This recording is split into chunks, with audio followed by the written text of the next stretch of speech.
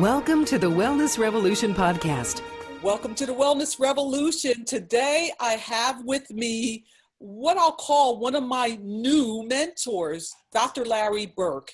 And he has a wonderful book that you must read. And it is called Let Magic Happen. He talks about tapping and the 5 elements, and this is from traditional Chinese medicine.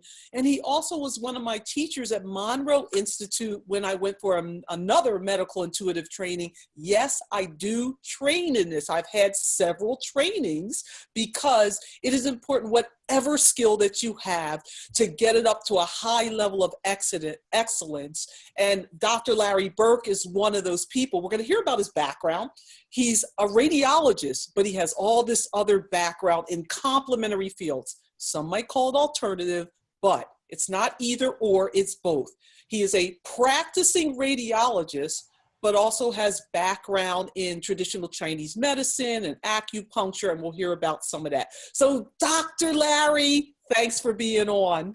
Veronica, it's great to be here, and it was great to meet you at the Monroe Institute workshop. Yeah, so tell us a little bit about your background as a radiologist, and then how you transition into other areas. Well, back in the 80s, I helped develop the early research on MRI of the knee and MRI of the shoulder. So that got me into deeply into the MRI field. And I got a couple spin-offs from that. One is I was on the National Safety Committee for magnetic resonance imaging. So we had concerns about magnetic fields and about the fact that the magnets were so small and people were claustrophobic. So first I learned hypnosis to help patients as an alternative to getting the IV Valium. I used hypnosis to go through the MRI. And then because of my concerns about the magnetic field health effects, I read The Body Electric by Robert Becker. And in the middle of that book, there was a diagram of a skin resistance chart around an acupuncture point. And it said he's been doing some studies showing that the skin resistance drops when you go to the acupuncture point. So the headline under it was, "Objective proof that acupuncture is real." When I saw that, I said, I want to learn acupuncture. So I finally went to UCLA and took the UCLA course in '98 and had been doing hypnosis for a long time before that. And then eventually in 2002, I learned EFT, emotional freedom techniques, the tapping technique, which is a combination of the two techniques. It's acupuncture and hypnosis put together with no needles. So you have the distinction of being one of those doctors that you sit in the background and look at films all day, but then you do come out of your office and treat real patients, real clients, and help them with some of the blocks that they're experiencing. So now you talk about a lot now, this is how we met at Monroe Institute, about diseases being symbolic. So let's talk about the 5 elements in traditional Chinese medicine and some of the symbolism of diseases that surround that. So right, we can just walk through the 5 elements like we did the workshop, where we do a different element every day as we go through the 5 days. And we usually start with the earth element, which is connected to the stomach and the spleen, and the emotion is worry. And there's also, each element's connected to a different body tissue. And it happens to be that the earth element is connected to the muscles. And one of the things you'll notice in just regular clinical practice is when you've got people with a lot of muscle pain, first thing you do is take them off sugar, because sugar is inflammatory and it damages the spleen, the earth element, and also damages the pancreas, which is part of the earth element. And so if you take people off sugar, come back a week later and their muscles feel better. But the symbolic disease that best illustrates that is ALS, or Lou Gehrig's disease, where people in the stomach meridian and the spleen and the earth element, you're supposed to keep everything in balance, where you're taking in nutrition and you're giving out whatever you need to give out to people. It's a balance of giving and receiving. If your earth element's out of balance, you got people who basically give and never do any self-care at all. And that's the prototype ALS patient. They're always also the nicest people you ever meet, because they will do anything for you. But when they're doing when it comes to doing something for themselves, they have almost no ability to do that. And so eventually their body, they don't know how to say no because of their disease, whatever their childhood dysfunction was growing up. They never learned to say no. They might have been in an alcoholic family or somewhere where they just couldn't say no. Eventually their body will say it for them. And ALS is the most dramatic way to do that. Yes. So any other diseases that are related in that area? ALS, we all know about it with the ice bucket challenge or the ice water challenge or whatever it is. So it got really famous.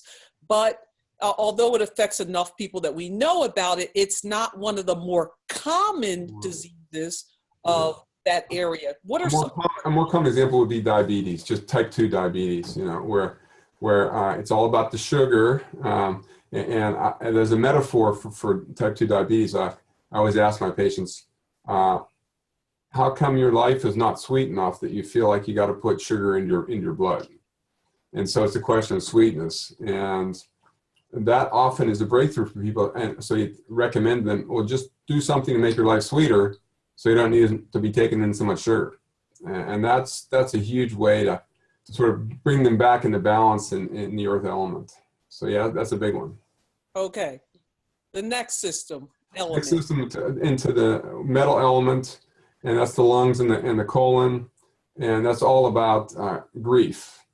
And so grief often gets stuck in the lungs or the sinuses. The lungs and sinuses are kind of connected in Chinese medicine. And it's also the skin as well. The skin is the tissue that goes with the metal. So you'll see people have asthma and eczema. That's pretty classic metal imbalance. And people with chronic sinusitis or bronchitis often have, when you ask them, did you lose anybody in the last year or two? And they can often identify a major grief event that's unresolved for them. So tapping is one way to help them move the energy out of their sinuses and their chest. Acupuncture is good for that as well. So I also find that dreams are really useful when you ask people, did they ever come back and visit you in your dreams? And I always reinforce that. But they say, oh yeah, they come to see me a couple of times. I say, well, that's like an after-death communication, and you ought to pay attention to that. Yeah, interesting, because we in the workshop, I'll say from experience, we did a lot of dream work. So we were talking about the symbolism of disease and doing some exercises to increase our own medical intuition, especially on ourselves. But we also did a lot of dream work. So for people who aren't used to hearing a little bit about dreams, let's segue for a minute into some of the symbolism of dreams. It's interesting because now I started journaling, and I had this dream that I remembered a couple nights ago, and I said, because I remember this so well, there must be something significant about it, so I'm going to get up and write it down, and I did that. So I don't know what it means yet, but I bet I'll find out. It's just a discipline that people need to be reminded to adopt. It's an ancient practice that we've just pretty much forgotten about in modern medicine, other than Jung and Freud. When I ask psychotherapists, I'm teaching 100 psychotherapists how to tap, and I say, how many of you keep a dream diary? It's like 10%. I'm like shocked. And they should be teaching all their patients how to do it, because it's the cheapest form of psychotherapy there is. And you got to ask yourself a question about your health or your life or your relationships or your job before you go to bed, and then set that intention to get an answer from your dream world. And generally the way you know you're getting something good is when it's strange or disturbing to you. But then it means it's a shadow element, something that in your waking life you're just going to avoid that and not deal with it. But when it comes in your dream as a scary dream, you got to pay attention. Yes. Okay, so little segue on dreams. After metal, what element is there? I'm moving into the water element. So it's all about the kidneys and the bladder. And also low back pain is a big issue for people with the water element. Kidney stones, anything that has to do with that particular, and that's all about fear. So you could almost think of a kidney stone as crystallized fear in your kidneys. It's like, you've got an overwhelming amount of fear unbalancing your water element, and it's producing a physical manifestation of it. So that's one way to think about it. And, okay. Yeah. So, and let me think what else. If you've got cystitis, what are you pissed off about? Okay. So that kind of thing. You know, so it doesn't always have to be one emotion. It can be another anger emotion, which is actually moving us into the next element, which is the wood element, where anger is the theme. Wait. So before we go off to anger, Okay. and we're talking about the water element, a lot of women have recurrent kidney infections, more cystitis. Right. So why is it, from a symbolic point of view, that women tend to have more cystitis, and it's relatively uncommon in men? Well, yeah. I mean, I'm sure there's some mechanical explanations that the urologist will tell you. You know, the women's urethra is a lot shorter than the men's, so they tend to more likely to get infections. But I think a lot of women hold a lot of emotion in the bladder, and there's that chronic interstitial cystitis, which is a thing, which is sort of like an autoimmune disease of the bladder. And anytime women have many more autoimmune diseases than men, and I think it has to do with the cultural attitude toward women that you know women are not allowed to speak their truth, and they wind up repressing it and turning it inward. And the other area where this comes out, I'm thinking of other things in the kidneys. Well, there are autoimmune diseases of the kidneys like lupus, which is a big one, and that's all those emotions turned inward in causing the inflammation. The antibodies are attacking your own tissues. So yeah. Okay, so wood and anger. Yeah, wood and anger is about the liver and the gallbladder. And most people are pretty much familiar with the liver being the seat of anger. And so, but the other thing it's connected to are your tendons and ligaments and joints. So the most amazing metaphor, called somatic metaphor, which is, your emotions manifesting in your body in a very direct way, is the frozen shoulder, which is very common in middle-aged women. And if you interview them and ask what happened just before your shoulder started to freeze up, I had a big fight with my husband. I really want to punch my husband in the face, but because that's not a socially acceptable response, they're gonna freeze that emotion in their shoulders, and then they'll go on for often a couple years of suffering without. And I've been on the frozen shoulder support group on Facebook for the last couple months, and noticing everyone's really angry that their shoulder's frozen. But they would never consider, was I angry before it started to freeze? And that's which came first, the chicken or the egg? And they're all focused on the biomechanical problems in their shoulder and getting surgery and physical therapy. And it's a pretty brute force approach when you could probably prevent it from freezing completely if you dealt with the emotions that are stuck in your shoulder first, which is what I did when I had a frozen shoulder 10 years ago. I was really angry. And I recognized what was going on, and I did a lot of tapping and acupuncture and other things, and I was better in 2 to 3 months instead of 2 to 3 years. Okay, so can you share with us? Are you comfortable sharing with us the type of issue you were angry about? Oh yes. So it was in 2006 during the heart of the Bush administration. I became a political activist for the first time in my life. I was really angry, and I realized I was also unable to do anything with the anger. I was just angry and frustrated, and it just started showing up on my shoulder. And when I finally realized what was going on, I went and had an intuitive reading from my local medical intuitive, and she was doing a healing on me. And she said, "Oh, you want me to tell you about your past lives that are connected to this experience?" I said, "Well, yeah, of course." So she goes, "I see you were stoned and poisoned in the dark ages for your righteous anger at unjust authority figures." And then, so up to that point, I've been tapping on my anger at the neocons and George Bush, but then I started tapping on anger at the Spanish Inquisition people who were torturing me and stoning me and poisoning me, and I actually got better faster because of that. So you can tap on current life things and past life stuff at the same time. So. And that's interesting to bring up. I'm glad you did, because when I do medical intuitive readings on people, a lot of times I do see something about a past life. And so I tell people, I'm not going to necessarily I don't know whether I'm going to see past, present, or future, but whatever I do see during the reading is of utmost importance right now in your life. And so if I see something like that, like she said, oh, here's what happened, a lot of times it does help explain some medical symptoms, and then you know what to do to kind of get at it. And that's one of the purposes of also doing a medical intuitive reading. Yeah. So the other part about these frozen shoulders, just to mention, if you think about it in terms of Ayurvedic medicine and the energy in the chakras, the shoulders are in the heart chakra. Right. So it's common for women to have breast problems, but if they don't have a breast problem, to have a shoulder problem. And it's usually related to nurturing yourself versus nurturing your other. So a lot of times women will have relationship issues that they don't feel like they can talk about. And so therefore they manifest an illness in their body. And one of those, besides breast cancer, which when you have cancer, you can comment on this too with the Chinese system, but I know when you have cancer, you have at some time had a death wish. And so you have to deal with, why have you had a death wish? The death wish is usually related to somehow which energy system it is or which element it's in. So it's almost pretty easy when you hear a diagnosis to tell that person's story. And people say, well, how did you know? You gave me a diagnosis. Here's your story. Yeah. So when we do intuitive work, I don't want to know the diagnosis. I like to do it organically and not know anything. Yeah.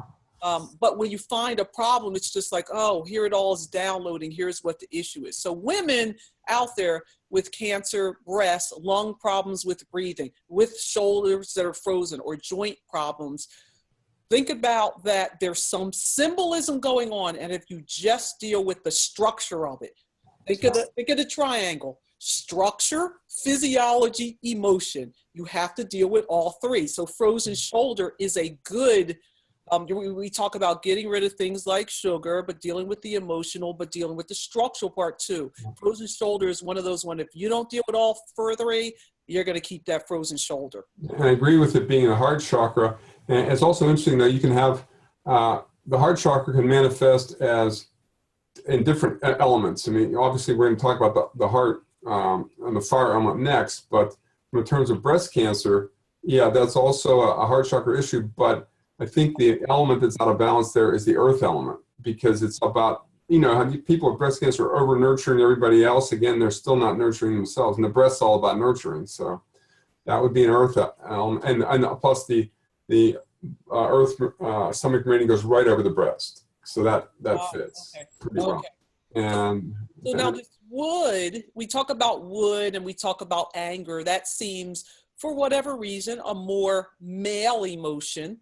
Males seem like they have more issues with that wood element. Yeah. Talk about why that is. Well, it's interesting though, but women are the more likely to get frozen shoulders. Men are more likely to get tendonitis, which is also part of the wood element. So the tendons, ligaments, and lining of the joint are all involved. And so for men, anger is a socially acceptable emotion for men to have. Grief, not so much, and fear, certainly not that either, so that might be a reason why men's favorite emotion is anger, so. Yes. And then and obviously anger, hostility can affect your heart. So there you got the heart again being impacted by the wood element this time. So, It's a complex system combining the 5 elements and the chakras. And actually, now that I'm taking more training in the chakras, I'll be putting more chakra work into the Monroe workshop when we do that in the fall. So yeah. Yes. So now is there one more element? The fire element moving into the heart and the small intestine. And best example of heart imbalance, it's all about joy or lack of joy, but also when the heart gets out of balance, it can even be excitement is bad for the heart. Getting over manic, that's the heart being out of balance. So it's really about, the heart is the emperor organ, so it really needs to maintain a harmonious balance of the whole system. And the most common examples of, other than heart attacks and angina, would be arrhythmias, so people with atrial fibrillation, tachycardia, those kind of things. and often they'll go in and they'll want to do an ablation or some drugs. Whereas if they tap on the issue that's upsetting their heart, they might be able to bring their rhythm back into balance. Yes. So give us some examples. I know you've worked with a lot of people with tapping, and people say, well, what is this tapping stuff? And what do you mean it can normalize the heart rhythm? That's heresy.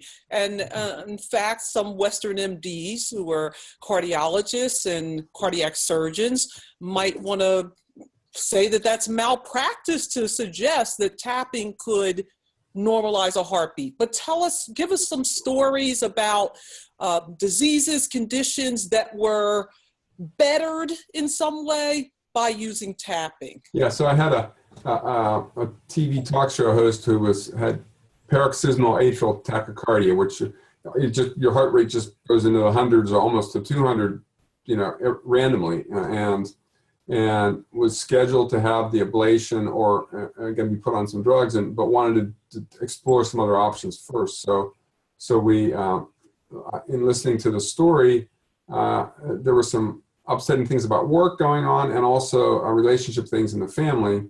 And when we tapped on those, it settled the heart down, and she eventually didn't need to have the drugs or the surgery. So, I mean, they're always there if you need them, but she didn't need to have that. And when I talk about tapping, I like to use a simple computer metaphor, which really works to help most people understand it. Every bad thing that happens to you, every family trauma, every relationship issue, every failure at work, you name it, it's like a malware program that gets downloaded into your acupuncture meridian systems, which we consider the score keepers. So your body's keeping score all the time. The meridians are keeping the score. And then it gets uploaded into your limbic system, which is the scoreboard. And there's a file up there for every bad thing that ever happened to you. And in the file, there's a picture, there's a story, and there's a program. That malware program that you don't want is in there. And so when we do the tapping, we just say, and so when you have a flashback, so let's say you're a veteran and has a flashback, they're finding that file every night having a nightmare flashback, and they just keep running that program over and over again. And they have no idea how to uninstall the program. When you tap, you intentionally find the file, open the program, run it just long enough to hit the delete key over and over again on your face and your chest, and you're uninstalling the program. So after you're done tapping, 5 minutes, tap 10 minutes, half an hour a day, how long it takes you to uninstall that program, the next time you go back and access that file, there's a picture, there's a story, but there's no program. So your body doesn't do anything. It's the program that runs your body. And that's the definition of emotional freedom in EFT is your body's free. And that's really important.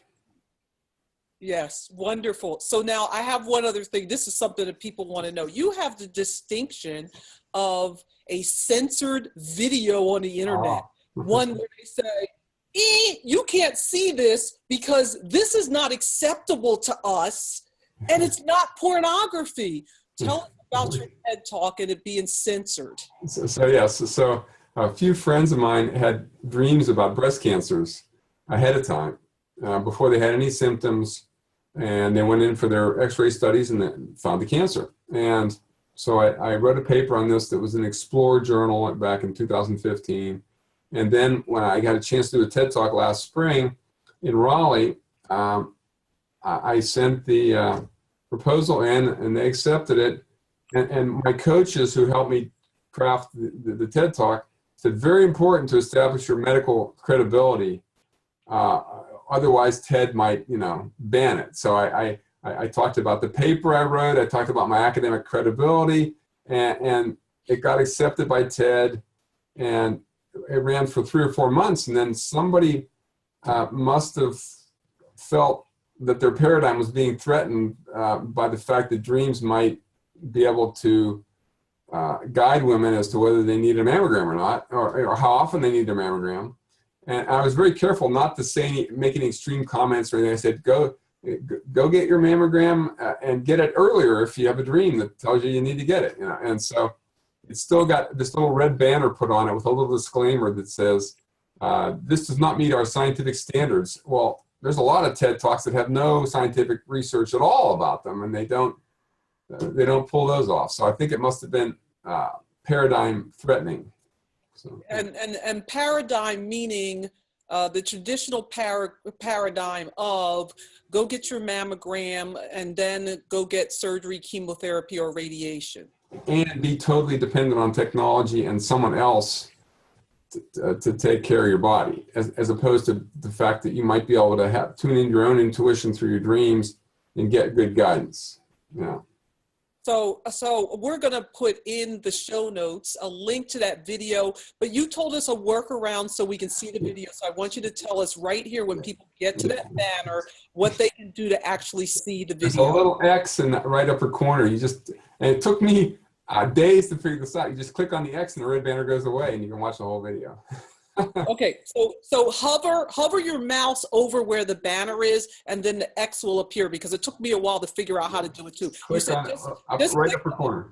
Yeah, so hover over it and look for where that X is with your mouse. Then you'll be able to click it and get it away, because then I was able to see it. I mean, you can still listen to the TED Talk without doing that. It just has a red banner over my face the whole time. Well, we want to see your lovely face too. And my slides, all the pictures of the mammograms and the people who had the dreams. So yeah. Yes. So your book, Let Magic Happen. Go to letmagichappen.com so that you can get that book. It's a very comprehensive book that explains all this with symbolism in it.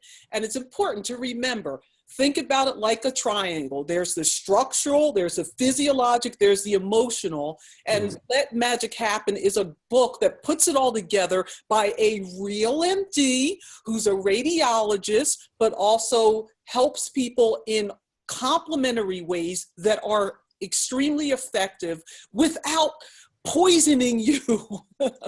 And I'm sure Dr. Burk is not saying, forget all your doctors and all his colleagues. He's saying, consider that there's other people who can help you when a lot of times now these days, traditional medical practitioners fail at being able to get the result that you would like. And so when that failure happens, you have to consider how important is it to you and to go a different route. Would you like to add on to that? Well, that's why we call it integrated medicines, because you take the best from all worlds and integrate it into your healthcare plan, and that. So whatever you need, whatever your intuition guides you to do, I'd say go for it. And it's interesting, some of the dreamers in the study who were really being guided the whole way through their therapy, etc., by their dreams, and you would think, oh, they're going to have a dream, tell them to go get acupuncture. Well, one of my most famous dreamers, Wanda Burch, said her dreams told her to get full-on chemo, and because she was guided by her dreams, the dreams actually had these healing images of, oh, there's toxic bags of chemo coming down the IV pole, down the IV line into her arm, and turning into healing energy. And so when she finished her chemo, and she had a particularly aggressive kind of cancer, the doctor said, oh, there must be some mistake here. You got twice as much chemo as anyone else. And she had no side effects. So go figure that one. Interesting. So this is about integrative medicine, complementary medicine, the best of all worlds, and that's what we have at this point. So Monroe Institute is where you teach. Anybody, I can tell you from being in the class, Dr. Larry Burk is fabulous. He has so many stories. He freaked me out when we were talking about the extraterrestrial, but that's for another interview.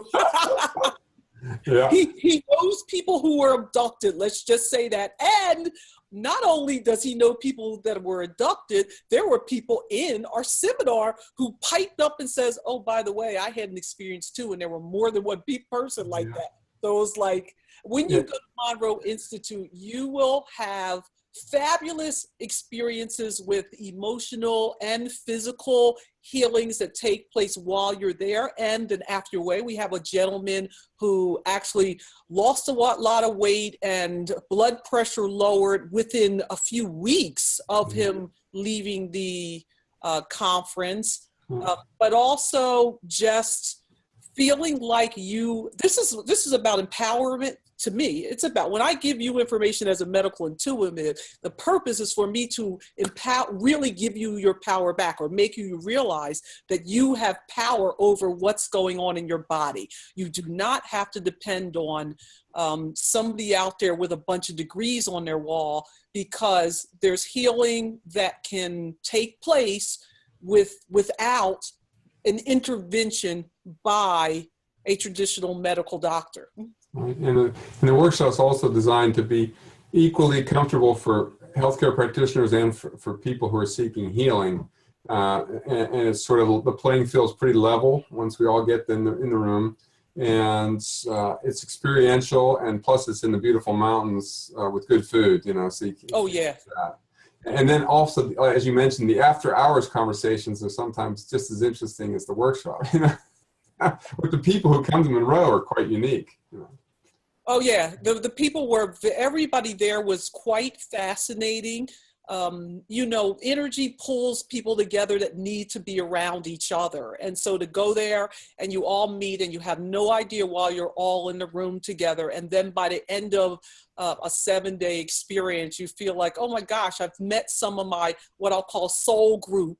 These people were meant to be here with me to teach me something. I'm meant to teach them something. And this is pretty cool. So yeah, I also got the privilege of co-teaching with Winter Robinson, who's a very experienced medical intuitive teacher. And she's very gentle and helps people find their own, I think she calls it their own language, because everybody's intuition speaks in a different way. So yeah. Yes, I found out that she was the mentor of one of my mentors, Dr. Mona Lisa Schultz. And I was like, oh my gosh, I can't believe it. You're the one that she was talking about. So it was like getting from mentor to a higher level. So that was a wonderful experience. Yeah. So thatmagicHappened.com. Also in the show notes will be the link to the course. And there's courses that are ongoing all the time. This is, I don't know when people will see this. Our webinars or our interviews are meant to be evergreen. So I'm going to make sure that Monroe Institute is right there, so you know how to go to this course